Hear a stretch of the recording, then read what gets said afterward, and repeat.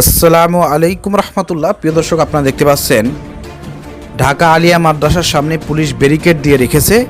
আলিয়া মাদ্রাসার যেসব শিক্ষার্থী রয়েছেন, সাধারণ শিক্ষার্থী সহ ইসলামী ছাত্র শিবিরের নেতৃবৃন্দু, তারা মাদ্রাসার মধ্যে ঢুকবে, ক্যাম্পাসের হলরুমে ঢুকবে।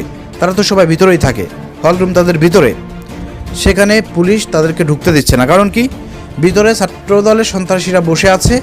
কেউ কেউ বিভিন্ন সাধারণ শিক্ষার্থীদের হলরুমে ঢুকে এর আগে ল্যাপটপ চুরি করেছে, সাইকেল মোটরসাইকেল চুরি করেছে, প্রয়োজনীয় কাগজপত্র জিনিসপত্র তারা লুটপাট করেছে। প্রিয় দর্শক, সাধারণ শিক্ষার্থীদের এবং শিবিরের যারা ছিলেন সবারটাই লুটপাট করেছে।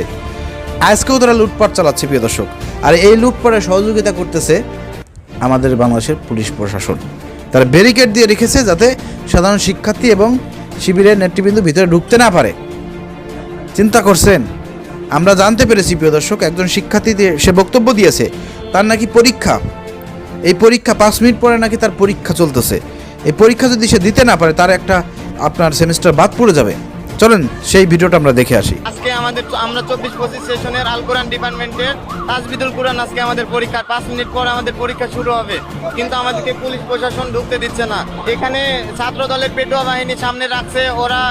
প্রিয় দর্শক, আপনারা শুনলেন, একজন সাধারণ শিক্ষার্থী সে ভিতরে ঢুকতে যাচ্ছে, প্রশাসন তাকে ঢুকতে দিচ্ছে না, অথচ 5 মিনিট পরে তার পরীক্ষা শুরু। এই হচ্ছে পরিস্থিতি। মানে এইভাবে কি একটা শিক্ষা প্রতিষ্ঠান চলতে পারে? বহিরাগত সন্ত্রাসীদেরকে নিয়ে এসে ছাত্রদল ভিতরে এই ধরনের হামলা করবে, লুটপাট করবে, আর প্রশাসন এটা চেয়ে চেয়ে দেখবে? দেশে কি কোনো সরকার আছে? দেশে কি কোনো প্রশাসন আছে? সেটাই তো মনে হচ্ছে যে দেশে কোনো সরকার নাই।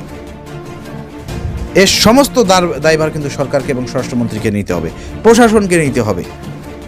তো সাধারণ শিক্ষার্থীদেরকে বলবো, দেখেন, এভাবে একটা দেশ চলতে পারে না, এভাবে একটা শিক্ষা প্রতিষ্ঠান চলতে পারে না।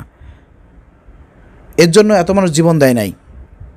এক আওয়ামী লীগকে বিদায় করে বিএনপি ক্ষমতায় এসে এভাবে রাজত্ব করবে, এভাবে তারা লুটপাট করবে, শিক্ষা প্রতিষ্ঠানে এভাবে তারা হামলা করবে, শিক্ষার্থীদেরকে প্রবেশ করতে দেবে না, শিক্ষার্থীদের ল্যাপটপ, গাড়ি, মোটরসাইকেল, সাইকেল সহ এগুলো লুটপাট করবে। এভাবে একটা দেশ চলতে পারে না। এগুলো আপনারা কীভাবে মেনে নিচ্ছেন? আপনারা কেন সাধারণ শিক্ষার্থীরা ছাত্র শিবিরের সাথে ঐক্যবদ্ধভাবে কেন এগুলো প্রতিরোধ গড়ে তুলতেছেন না? কেন তাদেরকে প্রতিহত করতেছেন না? এটা হচ্ছে আমার প্রশ্ন। আপনাদেরকে প্রশাসন সহযোগিতা করবে না, সরকার সহযোগিতা করবে না, সরকারের টনকও নড়তেছে না। অতএব আপনার প্রতিরোধ দরকার হলে হাতে লাঠি তুলে নেন, ওদেরকে ক্যাম্পাস ছাড়া করেন, তাহলে দেখবেন যে কাজ হবে।